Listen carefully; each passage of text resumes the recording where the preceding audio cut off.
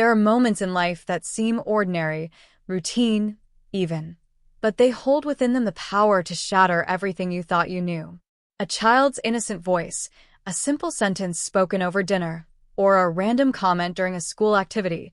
These are the things we dismiss, the small talk we let pass. But what if one of those moments wasn't so innocent? What if a single, wide-eyed confession from a 7-year-old unlocked a nightmare no one ever saw coming? Tonight, we're about to unravel a story so shocking, so twisted, it feels like something straight out of a psychological thriller. And yet, this happened in real life. To real people. In a quiet suburban town not so different from yours. Hey, I want you to pause for a second, not just physically, but mentally. Let everything else fade into the background. Forget the tabs you have open, the notifications piling up. Because this one's going to grab you by the soul. It's going to make you question how well you really know the people you love, especially the ones you trust the most. I promise, by the time you reach the end of this video, you're going to have the answer that brought you here. You'll understand how a single sentence from a child exposed a father's carefully hidden, chilling truth. But it won't come easy. This story unfolds in layers, and each one pulls us deeper into a reality most of us would rather not face. I need you with me till the end. Because only then will you see just how dark this rabbit hole goes, and just how terrifyingly close to home it might hit. Let me ask you something. Have you ever noticed how children tell the truth without filter?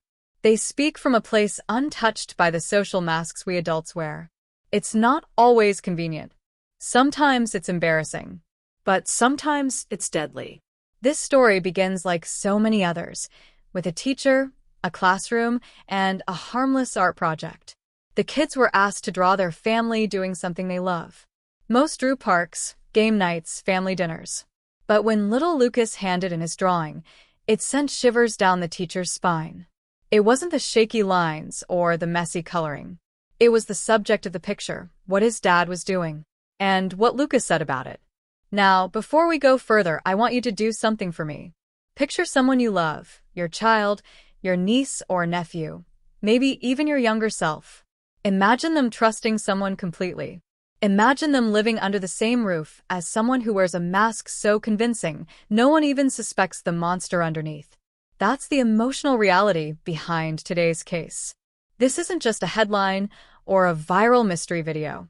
This is a story about innocence lost, evil hidden in plain sight, and the haunting power of a child's truth.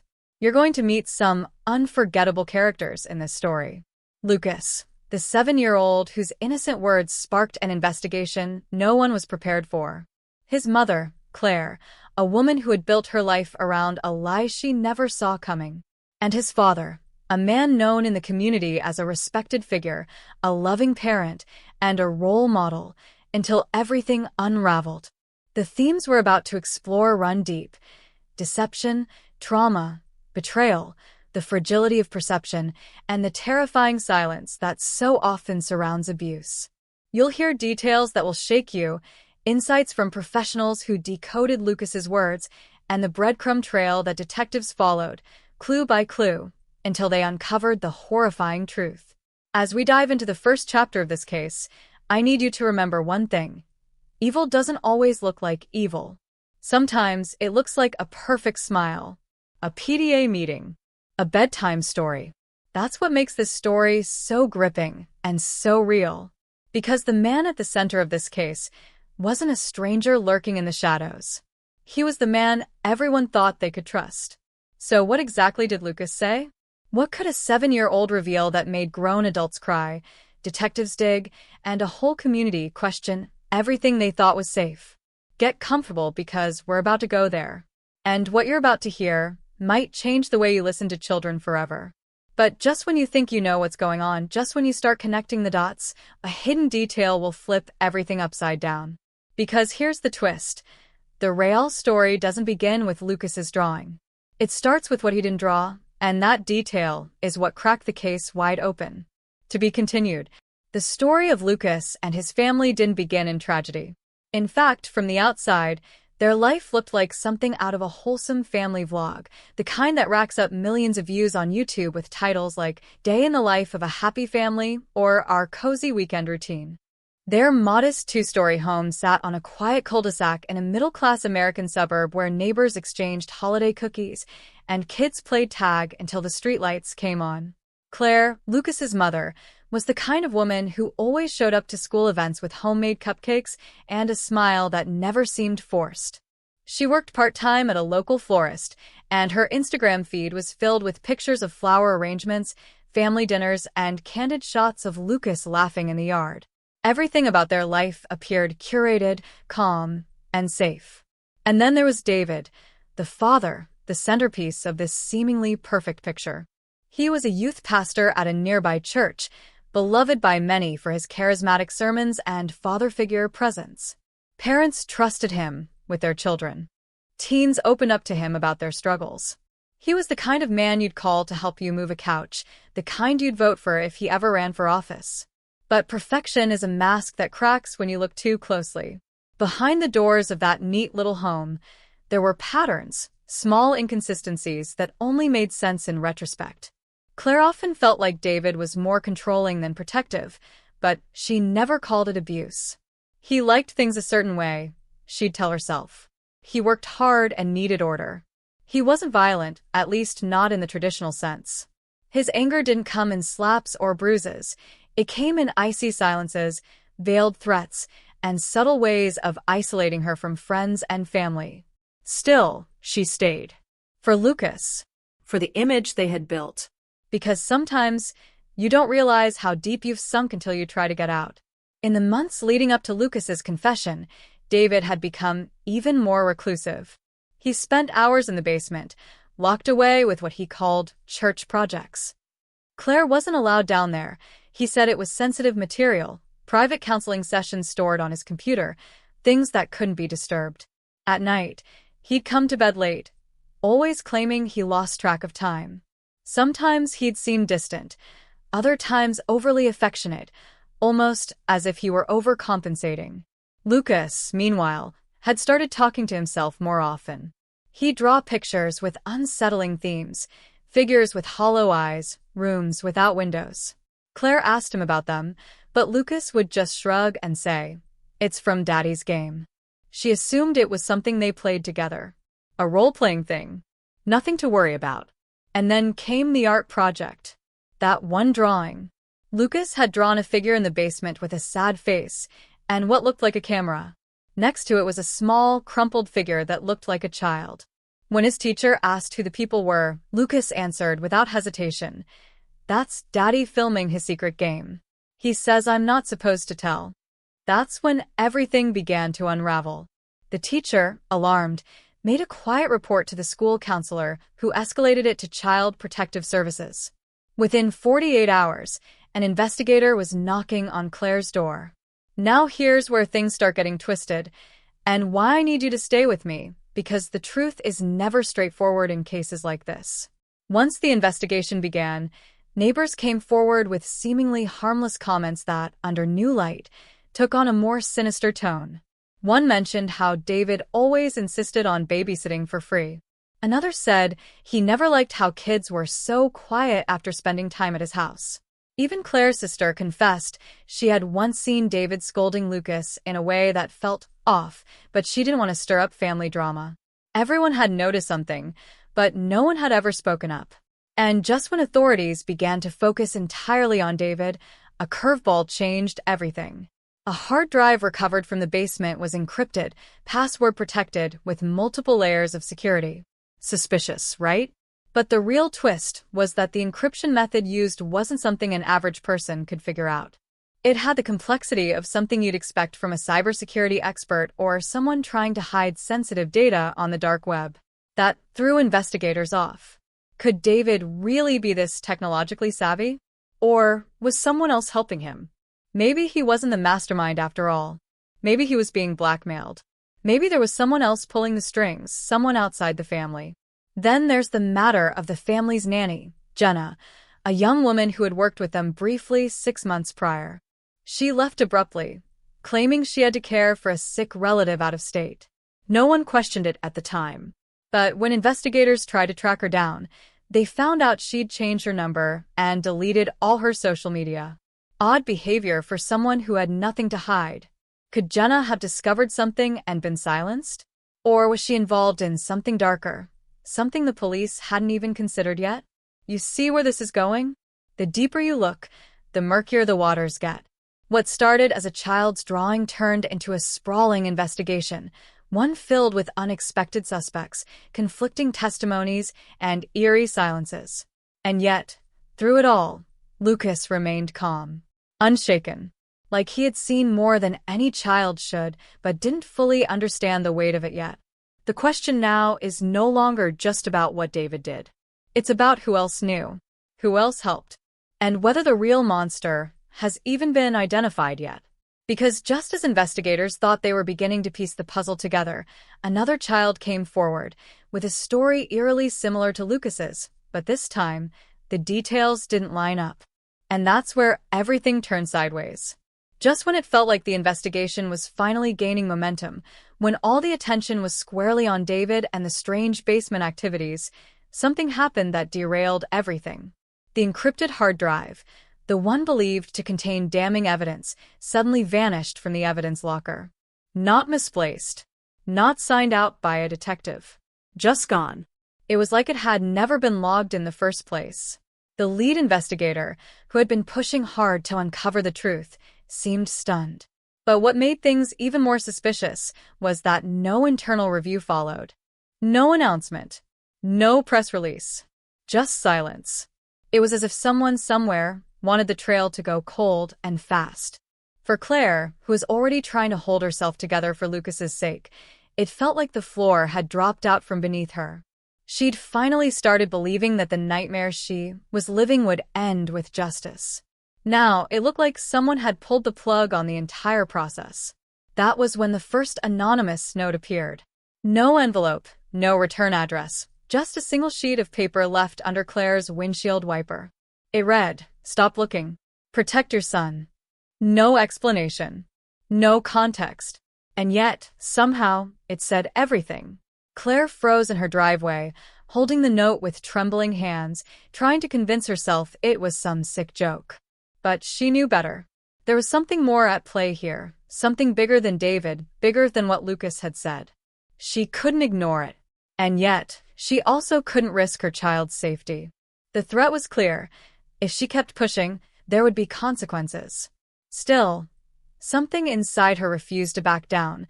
Claire started digging into David's past, piecing together the years before they met.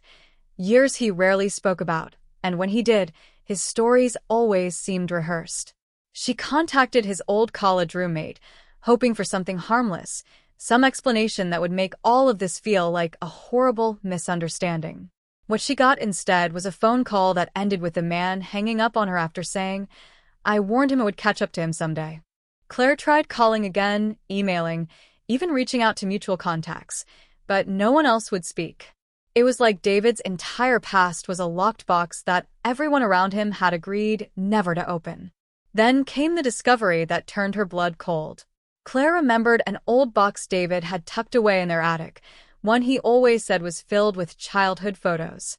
In her desperation to understand the man she once thought she knew, she finally opened it.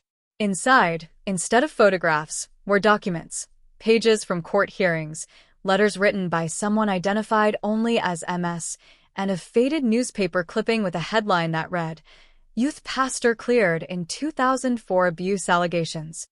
There was no mention of David's name in the article, but the photo beside it was unmistakable. He looked younger, but it was him. And worse, standing beside him in the photo was another man Claire recognized as their current church's senior pastor, someone who had always defended David and urged Claire not to overreact to Lucas's drawings. It wasn't just a coincidence. It wasn't just one man hiding a dark side.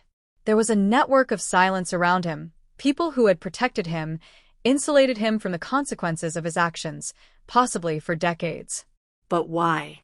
What did they all stand to gain by keeping David's past buried? Claire now realized she was up against more than just a criminal.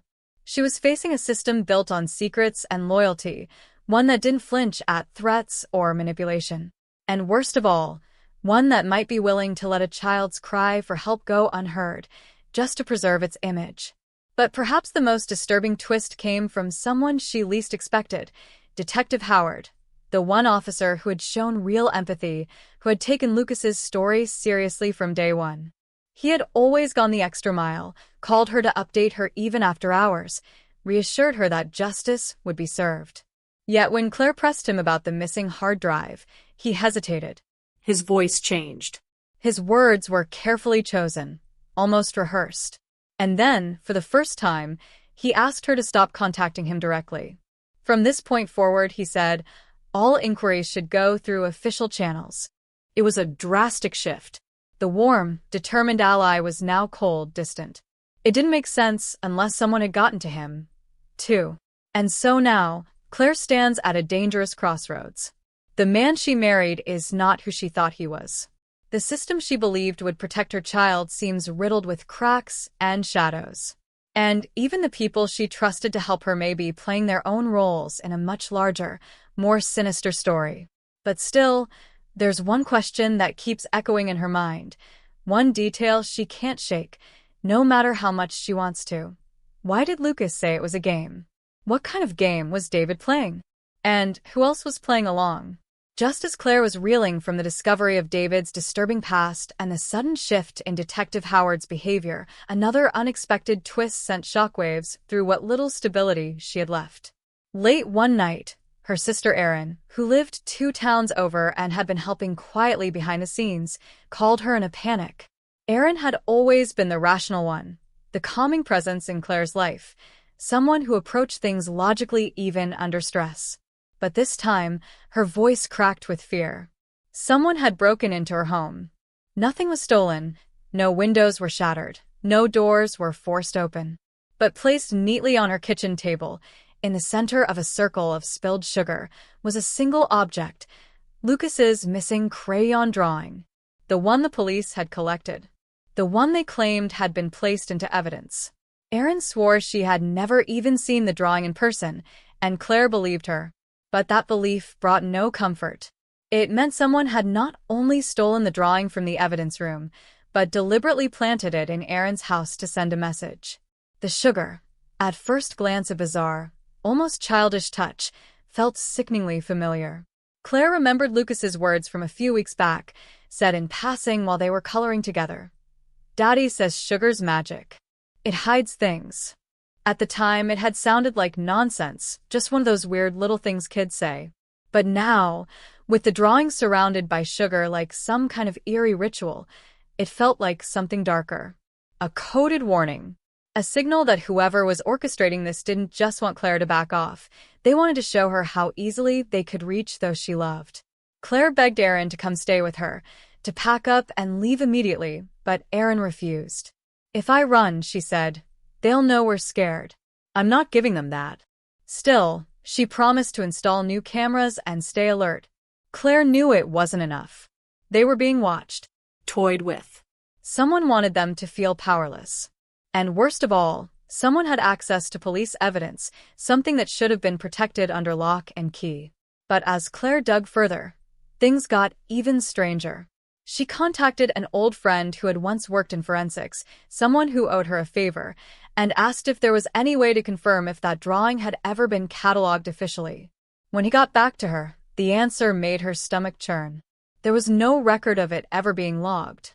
No photo, no item number.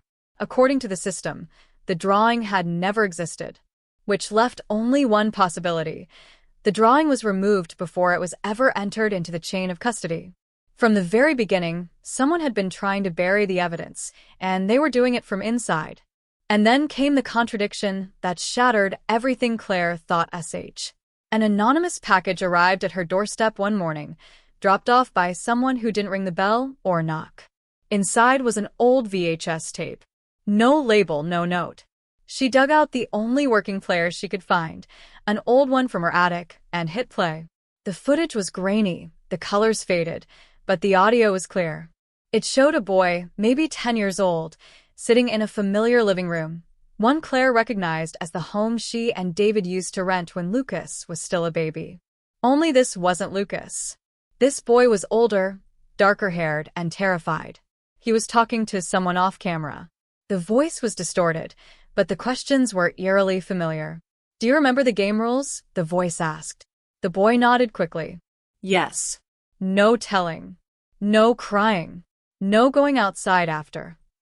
And then, with wide, glassy eyes, he added, "Or else I disappear like the other ones." Claire felt bile rise in her throat. She didn't know who the child was or when the footage was taken, but it was clear this wasn't a first-time offense. David had done this before, maybe more than once. And if that was true, then there were other victims.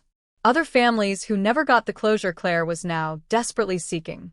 But what haunted her most was the implication that someone had filmed it, kept it, and waited all this time to send it to her. And yet, the video created more questions than it answered. Why send it now? Who still had a copy? And most importantly, who was the boy? Claire's first instinct was to believe it was a victim. But what if he wasn't? What if the boy was somehow connected to David in a different way, one she hadn't even considered yet? What if this wasn't just about abuse or trauma, but about legacy? Secrets passed down. Darkness taught rather than inflicted. He knew, and in the midst of all this, Claire got another visit, this time from a woman named June Hartwell, a social worker who had once been assigned to a foster case involving David's family when he was a child. Claire had never met her before, and June seemed hesitant to talk. But she said something that made Claire's skin crawl. Sometimes evil doesn't begin with a person. It begins with what was done to them. But that doesn't excuse it. It just makes it harder to see coming. Then June handed her a photo. And it was a young boy, maybe 7 or 8, sitting beside another boy who looked just like Lucas. Same dimple. Same eyes. But it wasn't Lucas. It was David as a child. And the boy next to him? Claire had seen him before. He was the same boy from the VHS tape. Now, everything was blurred. The timeline. The identities. The truth. Claire was no longer sure who was the predator, who was the victim, or if the lines between them had ever been clear. All she knew was that something had been set in motion long before Lucas ever drew his first crayon game. And somewhere in the shadows of that past, someone was still pulling strings. Someone who had no intention of letting the truth come out. But the real question that kept Claire awake now, night after night, wasn't just who was responsible. It was, how deep does this go? And how many people have already been silenced to keep it hidden? Claire's world began to tighten like a noose. Ever since the VHS tape arrived, every shadow felt heavier, every sound sharper, every glance from a stranger lingered just a little too long. She tried to dismiss the feeling as paranoia, the kind that creeps in when you spend too many sleepless nights sifting through dark memories and even darker implications. But what started as a gnawing unease quickly escalated into something she could no longer ignore. It began subtly. Her car alarm went off in the middle of the night, twice in 1 week. Once she found the driver's seat pushed all the way back, like someone taller had sat in it. Her front door was found ajar one morning even though she was sure she had locked it. Her internet router reset itself repeatedly, disrupting her research and video calls. Then came the phone calls. No voice. Just breathing. Long measured. Almost mechanical. Always ending in a click. At first she tried to rationalize it. Maybe it was a prank. Maybe she was just too deep into everything and her brain was short-circuiting. But what came next erased all doubt.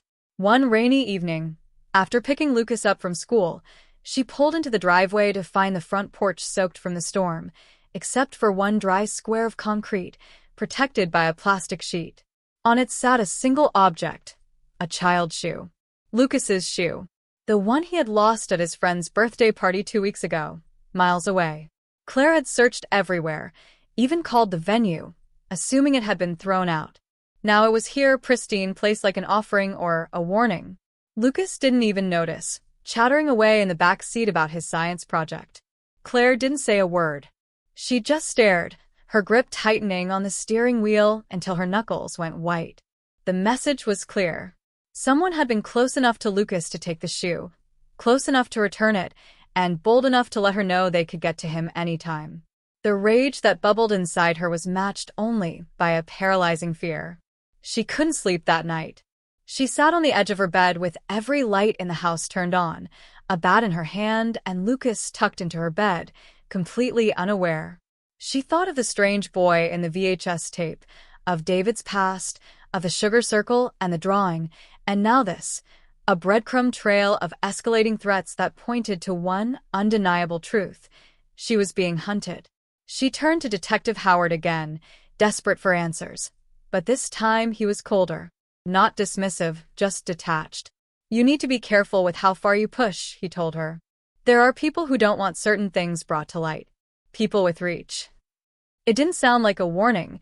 It sounded like advice. Claire pressed him, asked if he was referring to David's family, to some hidden circle of abusers, or to something even more sinister, but he wouldn't say. He just handed her a folder, one she hadn't asked for, and told her to read it privately. "You'll understand more once you see this," he said, then left without another word. Inside the folder were photocopies of old documents, school records, juvenile case files, and a heavily redacted psychiatric report. All of them were linked to David. But the most alarming file wasn't about him. It was about a boy named Micah Grayson, the same boy from the VHS. According to the report, Micah had gone missing at age 11. Case closed with no body found. But a note in the margin, scrawled in blue ink, unlike the rest, caught Claire's eye. "C. McCarthy case overlap. Possible duplication or identity switch?" The pieces weren't adding up. Or maybe they were, just in a way that didn't make logical sense yet. Claire began to suspect that whatever David had been involved in as a child, it wasn't isolated. There were layers, institutions, families, maybe even government workers who had seen things, known things, and chosen silence. And that's when Erin disappeared. She had been texting Claire late one night about something she found. Said she was pulling some archived footage from her work's old database that might show David attending group sessions as a teen. She told Claire to give her an hour, that she'd upload it.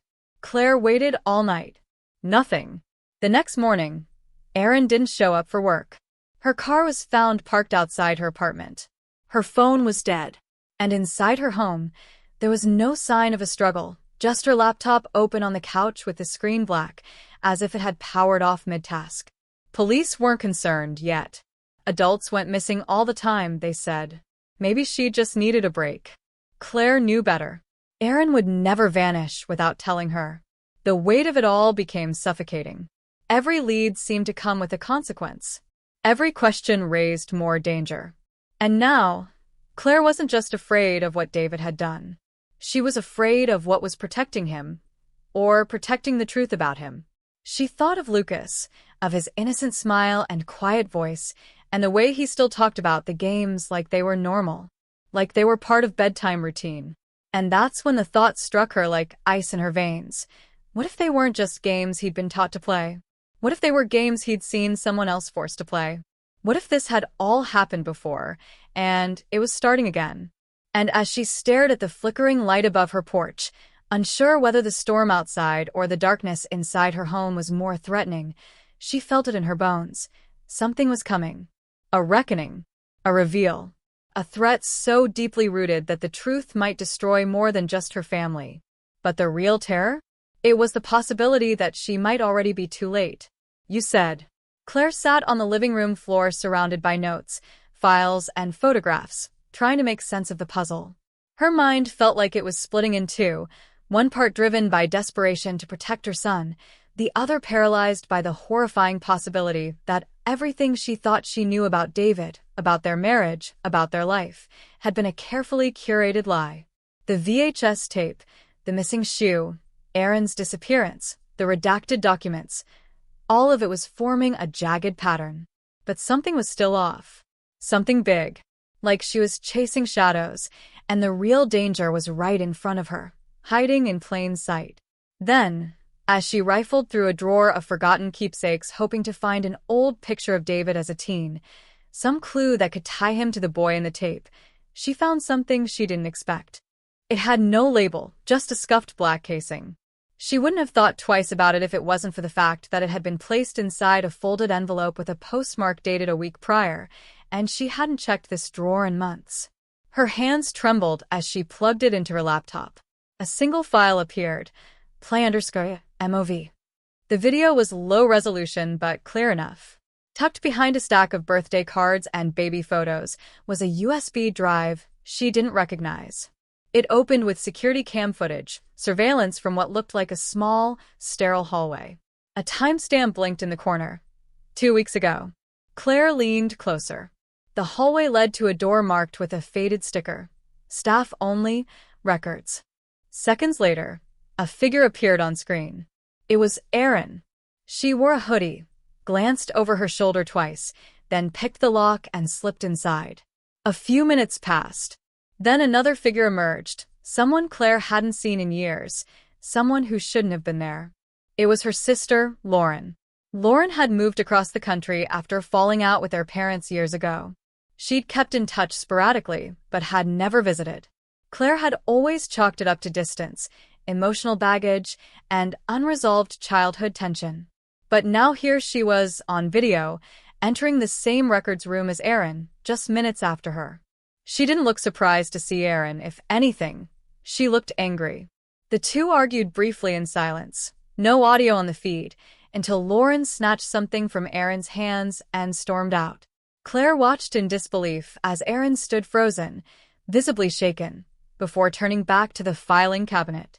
The footage cut to black. The next clip was grainier, darker, seemingly from a phone recording. It showed a document, an adoption certificate. Claire's heart sank. The name on the certificate wasn't David's. It was Lucas's. And where Claire expected her name and David's, there was something else entirely. David's name had been scratched out and replaced with another, Michael Grayson. Claire stared, wide-eyed. That name, Micah Grayson, the boy from the VHS. But it wasn't just a case of similar names. The birth date matched Lucas's exactly. The document was dated 7 years ago. The hospital name? One she'd never heard of. The weight of what she was seeing crushed her breath. Was it a mistake? A forgery? Or was it worse, something orchestrated, something deliberate? Was her son ever really hers? Was David, Michael, ever honest about where Lucas came from? Her mind spiraled, clawing for explanations, for stability, but nothing made sense anymore. Then a second document flashed briefly on screen, so quickly she nearly missed it. A psychiatric file, old and yellowed. The patient's name was Lauren Prescott, her sister. In the notes, underlined and nearly torn through from the pressure of the pen, were the words, chronic dissociation, involvement in patient role-play simulation therapy, recommended to cease exposure to minors. Claire stumbled backward from the screen. The room seemed to spin. She had been chasing David, obsessed with proving his guilt, convinced he was hiding something. And maybe he was. But now another possibility loomed, one that unraveled everything. What if Lauren was the one who had set this all in motion? What if Erin hadn't disappeared because of David, but because she got too close to Lauren's secret? And what if Lucas, her baby, her sweet, trusting little boy, was somehow entangled in a history far more disturbing than she could comprehend? Suddenly, it wasn't just about uncovering a dark truth. It was about figuring out who was really playing the game and what the rules even were. Every assumption Claire had made about David, about her son, even about herself, was now up for question. She had trusted Lauren. She had opened up to her over the years, even confided in her about David's strange behavior. But now the look on Lauren's face in that security footage, cold, calculating, and full of rage, haunted her more than anything David had ever done. Claire was no longer sure who the villain was. But she was certain of one thing now. Someone had rewritten the story of her life, and she had to find out who before it was too late. Claire couldn't sleep. The video kept replaying in her mind, the image of Lauren standing in that hallway, the flicker of anger in her sister's eyes, the quiet implication of betrayal. She sat at the edge of her bed long past midnight, the cold glow of her laptop screen casting eerie shadows against the walls. Lucas was asleep in the next room, but even his soft breathing felt distant now, like a sound from another life, a safer one she wasn't sure existed anymore. Every instinct in her body screamed that she was being pulled into something much deeper than a domestic dispute or a custody concern. This wasn't just about David's lies, or Lauren's secrecy, or Aaron's disappearance. It was about the core of who she was, what she believed, what she was willing to sacrifice, and how far she'd go to protect her son from truths he didn't even know he was living. The next morning, Claire made the hardest call of her life. She asked Lauren to meet her at a local cafe. Not at the house, not somewhere familiar. Somewhere public, neutral, safe, at least she hoped. She needed answers, but she also needed to see her sister's face when confronted. She arrived early, scanning every table, every passing car, feeling exposed even in the crowd. When Lauren walked in, she wore her usual smile. Warm, effortless, deceptive. Claire couldn't return it. Instead, she pulled out the USB and placed it on the table between them like a loaded weapon. Lauren's expression didn't change. Not at first. But the moment her eyes registered what it was, a flicker of something passed over her. Recognition, maybe, or regret. It was impossible to tell. "I found it," Claire said softly, her voice steady but cold. "Tell me what this is. Tell me what the hell you're doing." Lauren didn't answer right away. She reached for her coffee, but her hand trembled slightly. "You shouldn't have gone digging," she murmured, not quite meeting Claire's eyes. "You don't know what you're getting into." "Then tell me," Claire snapped, her restraint slipping. "Because I watched Aaron break into a records office. I watched you take something from her. And now she's gone, and I'm being followed, and my son," her voice cracked. "I don't even know if he's really mine." That broke Lauren's calm. Her face paled. "You don't mean that." "I do," Claire said, louder now, not caring who was listening. "Was Lucas adopted? Did David lie to me? Did you?" Lauren exhaled sharply, looking around, then leaned in close. "You're asking the wrong questions, Claire. It was never about David. Not really." "What does that mean?" Lauren hesitated, then finally said, "There are people who don't want you to know the truth. People who are very good at making things disappear. And they know you're getting close. That tape you found? The files Aaron accessed? They weren't supposed to exist. And if you keep pushing, they'll come for you next." Claire felt the words hit like a gut punch. The idea that someone was pulling strings behind the scenes, covering tracks, rewriting histories, it was terrifying. But worse was the realization that she was now a threat. She wasn't just trying to uncover a secret. She had become a problem to be eliminated. "What happened to Aaron?" she asked, her voice barely a whisper. Lauren shook her head. "I don't know. I tried to stop her. I warned her to walk away. But she wouldn't listen." Claire's eyes narrowed. "And what about me? Are you going to warn me too?" "No," Lauren said. "I'm going to give you a choice." Claire's heart sank. "You can walk away right now," Lauren continued. "Pretend you never saw that footage. Take Lucas, move, start over. Stay off the grid. It's the only way to keep him safe. Or," she paused, "you can keep digging. But if you do, you need to know that nothing will ever be the same. And I can't protect you." The ultimatum hung in the air like smoke, thick, choking, impossible to ignore. Claire stared at her sister, trying to read the truth in her face. But the lines were too blurred now. Trust was a luxury she couldn't afford anymore. What she wanted more than anything was to scoop Lucas up, drive far away, and disappear. But what kind of life would that be? A life built on silence, on running, on unanswered questions? As Claire stood from the table, she didn't say yes or no. She just looked at Lauren one last time, not with anger, but with something colder, resolve. Whatever this was, whoever was behind it, they underestimated her. She wasn't just a mother. She was a mother backed into a corner. And that made her the most dangerous kind of person. But as she walked to her car, checking her rearview mirror twice before pulling away, she noticed something chilling. Her back window was cracked open. Inside was a single sheet of paper folded neatly on the back seat. No envelope. No signature. Just 6 handwritten words that made her blood run cold. You were never meant to know. She didn't know who left it. She didn't know when. But she knew now, more than ever, that she couldn't stop. Not without the truth. Not without knowing what really happened to Aaron and what someone had done to her son. Claire never thought it would come to this. Standing in the dark, her heart pounding so hard it echoed in her ears, as she faced the man who had once sworn to love and protect her.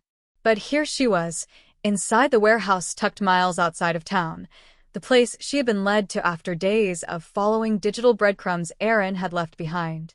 Her hands trembled as she held the flash drive she'd recovered from Aaron's abandoned laptop, one final file labeled for Claire. She had watched it just once, and it was all she needed. The footage was grainy, audio distorted, but the voice, it was David's. Not the warm, charismatic man she had married, but cold, calculated, methodically discussing details about a hidden program, a falsified adoption, payments made to a private lab that never officially existed. Claire didn't want to believe it, but the dots connected too cleanly now. Her pregnancy had been staged. Lucas wasn't just her son. He was part of something much bigger. Something David had kept buried for years. The warehouse door creaked behind her and she spun around, eyes adjusting just in time to see David stepping out of the shadows. He looked tired, like a man who had run too long from his past and finally knew it had caught up. I told you to stop, he said softly, like he still believed she might listen. You could have let it go. You were safe. He was safe. Claire's voice cracked, but she held her ground. He deserves the truth. I deserve the truth. David's expression tightened, and the mask he wore so well slipped away completely. You want the truth? Fine. Lucas isn't your biological son. You were never meant to carry a child. But someone wanted to see what happened if a child with specific traits was raised in a stable environment. It was all part of a study, one you unknowingly agreed to when you signed that fertility contract.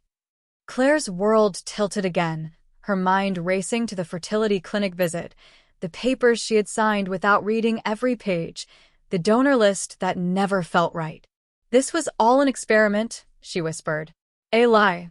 David stepped closer, no longer hiding his real face. Not a lie. A test. You passed. You gave him love, routine, safety. He's shown levels of emotional intelligence we didn't anticipate. But now you've gone too far. You're endangering everything. She took a step back. Where's Aaron? David sighed, as if the weight of the answer was too much. She knew too much. She was going to expose everything. I tried to stop her from destroying what we built, but she got reckless. Claire felt the nausea rise. What did you do to her? I didn't kill her, he said quickly. She's alive. But she won't be found unless I want her to be. It was the final crack in Claire's soul. All this time, she had been piecing together a puzzle whose edges had been manipulated by people she thought she could trust. And now, face to face with the man behind it all, she realized there was only one way out. She reached into her coat pocket and pulled out her phone, showing the live stream already in progress. Thousands of people are watching, she said. They've heard everything. You're done. For a brief moment, panic flashed across David's face, but it was gone just as quickly, replaced by something else, amusement. You think this ends with me? He asked. There are others. Bigger than me. If I go down, they'll just erase it all and start again. But Claire wasn't backing down. Maybe. But now the story is out. The truth is out. And people like Aaron, like Lucas, they deserve better than your secrets. David lunged forward, but the sound of sirens in the distance froze them both. Claire had triggered the tracker just before entering the building, and now the walls of lies were crumbling fast. He stared at her, cornered, deflated, but still dangerous. You think you've won? He said, voice low and bitter. Claire looked him in the eye. No. I think I've finally started fighting back. The officers burst in seconds later, guns raised, shouting commands as David surrendered with a bitter smirk. It was over, or so Claire thought. But as she was escorted out into the early morning light, Lucas wrapped tightly in her arms. A young officer pulled her aside. "Ma'am, there's something you should see," he said, handing her a sealed envelope that had been found in David's car. Inside was a single photo, grainy, faded, but unmistakable. A picture of Lucas standing beside another child who looked exactly like him. Same face. Same eyes. Same age. Claire's breath caught in her throat. On the back of the photo, written in David's handwriting, were the words, "Subject B, still active. Do not engage." And just like that, the mystery that had nearly destroyed her opened a new door. A bigger one. Claire hadn't uncovered the end. She had just scratched the surface of something far more twisted. Claire never imagined that the final piece of the puzzle would come from the very person who had set it all into motion. It had been nearly 2 weeks since David's arrest, and the investigation had spread like wildfire. Across states, across agencies, and across dark corners of the internet that most people didn't even know existed. Authorities had raided multiple properties tied to David's hidden network, uncovering files, digital blueprints, and unsettling medical records. But the one thing they still hadn't found was proof of Subject B, the child in the photo Claire had discovered, who bore an eerie resemblance to her son Lucas. The deeper Claire dug, the more it became clear, this wasn't about one man's twisted experiment. This was about a covert project that went far beyond anything local law enforcement could fully comprehend. When the Department of Homeland Security showed up at her door with encrypted drives and sealed warrants, Claire knew they were either close to burying the truth or unearthing something far more dangerous. She had only one move left: to return to the source. David hadn't spoken since the night of his arrest. Not to the FBI, not to attorneys, not even to his sister, who had flown across the country hoping to reason with him. But when Claire appeared on the other side of the thick glass window in the detention center, he looked up. She didn't come with emotion, just resolve. "Tell me where he is," she said, laying down the photo between them. "Subject B. The child in this photo. The one you tried to erase." David's eyes flicked to the image and then back to her. He leaned forward, voice low but steady. "You still don't understand. This was never about hiding anything. It was about control. The people funding this, they needed results. You were never supposed to know." Claire's voice trembled with rage.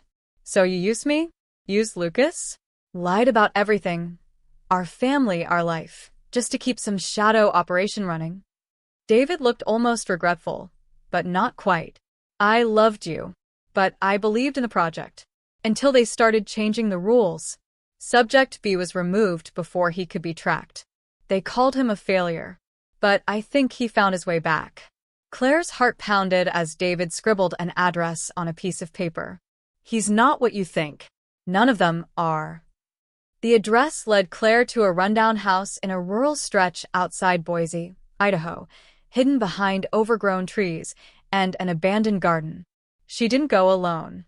A federal agent accompanied her, hand on a sidearm, eyes scanning every window and shadow.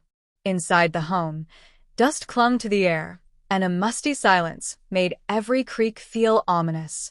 They searched room by room until they reached the basement, where an old surveillance setup buzzed faintly. Dozens of videotapes lined the walls, each labeled with codes. Claire's eyes caught one, SB_LK_07. She loaded the tape into a nearby player, and the screen lit up with footage of 2 young boys, Lucas and his double, interacting in a padded room. The date was from 5 years ago. One of them stared silently at the camera while the other played with a toy truck. It was clear which one was her son, even then. But what shook her to the core was what happened next. A doctor entered the room, knelt beside the second child, and whispered something into his ear. The boy immediately snapped his head toward the camera and smiled.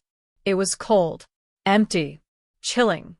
As Claire backed away from the screen, the power flickered and then died. The agent drew his weapon and motioned for her to stay close. "We're not alone," he whispered. Footsteps echoed upstairs. Slow. Deliberate. Claire's chest tightened as she reached for her phone, but there was no signal. Then, a voice from the shadows above the stairs. "You shouldn't have come here." It wasn't David. It was someone else, someone with the same steady calm, the same chilling tone. As the figure stepped into view, Claire gasped. It was the boy from the video, now older, maybe 15, but unmistakable. Subject B. The agent raised his gun. Stay where you are. But the boy didn't flinch. You're looking in the wrong place, he said, eyes locked on Claire. Lucas was never the test. I was. You were just the control group. Before they could react, a hidden door behind them creaked open, revealing another room. Walls lined with photographs, data logs, and chilling journal entries detailing every move Claire and Lucas had made for the past 7 years. They hadn't been watching David. They'd been watching her. The boy smiled again. You think you uncovered the truth, but you were just part of the experiment. Suddenly, the house exploded into chaos. Backup agents stormed the building, lights flared, and the boy vanished into a crawl space before they could catch him. In the aftermath, Claire stood in the basement, staring at the wreckage of everything she thought she understood. And then, just as the authorities began shutting the operation down, a final encrypted message arrived on Claire's phone from an unknown number. All it said was, "Test results inconclusive. Phase 2 begins now." Everything Claire had uncovered was just the beginning. In the weeks that followed the harrowing confrontation in the Idaho house, Claire found herself trapped in a strange in-between, somewhere between closure and chaos. The government quickly stepped in, sealing the investigation under the pretense of national security, scrubbing records, relocating involved families, and issuing silence agreements to everyone who had come too close. Claire refused. She had already lost too much. Her home was gone, her trust shattered, and Lucas, though physically unharmed, had become distant, quiet, and withdrawn in ways she couldn't reach. She understood why. The boy she had raised, who once laughed without restraint and clung to her with pure innocence, now looked at the world with cautious eyes. He had been part of something that neither of them could ever fully understand or explain. And worse, he remembered more than he let on. He never spoke about Subject B, but sometimes, in the quiet moments before sleep, Claire would catch him staring at his reflection like he wasn't sure who he was anymore. She loaded the tape into a nearby player, and the screen lit up with footage of 2 young boys, Lucas and his double, interacting in a padded room. The date was from 5 years ago. One of them stared silently at the camera while the other played with a toy truck. It was clear which one was her son, even then. But what shook her to the core was what happened next. A doctor entered the room, knelt beside the second child, and whispered something into his ear. The boy immediately snapped his head toward the camera and smiled. It was cold, empty, chilling. As Claire backed away from the screen, the power flickered and then died. The agent drew his weapon and motioned for her to stay close. "We're not alone," he whispered. Footsteps echoed upstairs. Slow. Deliberate. Claire's chest tightened as she reached for her phone, but there was no signal. Then, a voice from the shadows above the stairs. "You shouldn't have come here." It wasn't David. It was someone else, someone with the same steady calm, the same chilling tone. As the figure stepped into view, Claire gasped. It was the boy from the video, now older, maybe 15, but unmistakable. Subject B. The agent raised his gun. "Stay where you are." But the boy didn't flinch. "You're looking in the wrong place," he said, eyes locked on Claire. Lucas was never the test. I was. You were just the control group. Before they could react, a hidden door behind them creaked open, revealing another room. Walls lined with photographs, data logs, and chilling journal entries detailing every move Claire and Lucas had made for the past 7 years. They hadn't been watching David. They'd been watching her. The boy smiled again. You think you uncovered the truth, but you were just part of the experiment. Suddenly, the house exploded into chaos. Backup agents stormed the building, lights flared, and the boy vanished into a crawl space before they could catch him. In the aftermath, Claire stood in the basement, staring at the wreckage of everything she thought she understood. And then, just as the authorities began shutting the operation down, a final encrypted message arrived on Claire's phone from an unknown number. All it said was, "Test results inconclusive. Phase 2 begins now." Everything Claire had uncovered was just the beginning. In the weeks that followed the harrowing confrontation in the Idaho house, Claire found herself trapped in a strange in-between, somewhere between closure and chaos. The government quickly stepped in, sealing the investigation under the pretense of national security, scrubbing records, relocating involved families, and issuing silence agreements to everyone who had come too close. Claire refused. She had already lost too much. Her home was gone, her trust shattered, and Lucas, though physically unharmed, had become distant, quiet, and withdrawn in ways she couldn't reach. She understood why. The boy she had raised, who once laughed without restraint and clung to her with pure innocence, now looked at the world with cautious eyes. He had been part of something that neither of them could ever fully understand or explain. And worse, he remembered more than he let on. He never spoke about Subject B, but sometimes, in the quiet moments before sleep, Claire would catch him staring at his reflection like he wasn't sure who he was anymore. The feds told her the boy had disappeared. No digital trail. No fingerprints. No paper records. It was as if he had never existed. But Claire knew that was a lie. Someone had pulled the strings long before David's downfall, someone who had orchestrated the experiment from behind layers of proxies and puppet hands. David had been a pawn, a brilliant one, yes, but expendable. His fate was sealed behind a cold cement wall, where he would live out his days under federal custody, branded a traitor and a conspirator. Claire never visited him again. There was nothing left to say. His apology had come too late, drowned beneath years of deception and silent betrayal. Yet in spite of everything, a small part of her still wanted to believe he had loved them in his own fractured way, even as he had destroyed the life they built. Claire and Lucas relocated under a new identity, somewhere quieter, smaller, where no one knew their names and the internet connection was spotty enough to make it feel safe. But safety was an illusion. Every knock at the door made her heart race. Every stranger's glance lingered too long.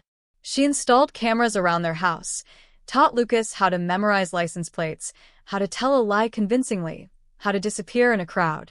It wasn't a childhood, but it was survival. And for now, that had to be enough. Then one evening, as autumn leaves spiraled down around their porch, Lucas handed her something he found tucked inside an old storybook from their previous home. It was a photograph, faded, grainy, and dated, but unmistakable. It was a surveillance shot. Claire holding a toddler Lucas in the park. Behind them, blurred in the background, stood a teenage boy with the same piercing eyes, the same cold smile, Subject B. The photo had been taken years before she even knew the boy existed. It was proof that they'd been watched longer than anyone admitted. That whatever program David had been part of, it hadn't ended. It had just evolved. Claire didn't panic. Not this time. She placed the photo in a fireproof lockbox alongside the other pieces of their past, the USB drives, David's journal pages, Lucas's therapy notes. She wasn't going to run anymore. If there was one thing she had learned, it was that the truth doesn't stay buried. It waits, patiently, watching. And one day, it surfaces again, more dangerous, more urgent, and more determined to finish what it started.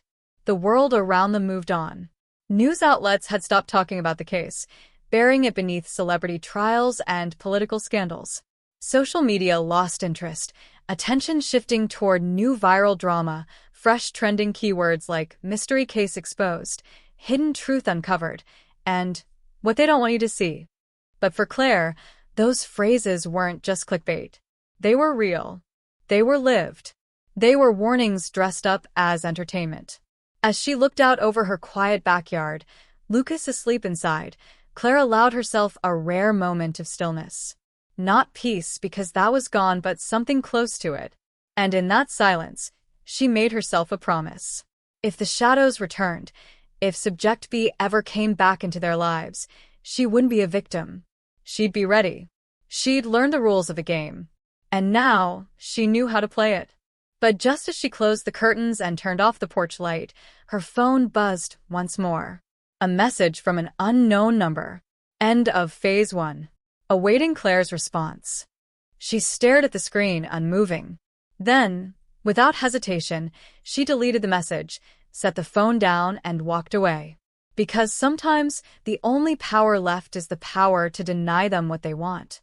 But the camera outside her house continued to blink, watching.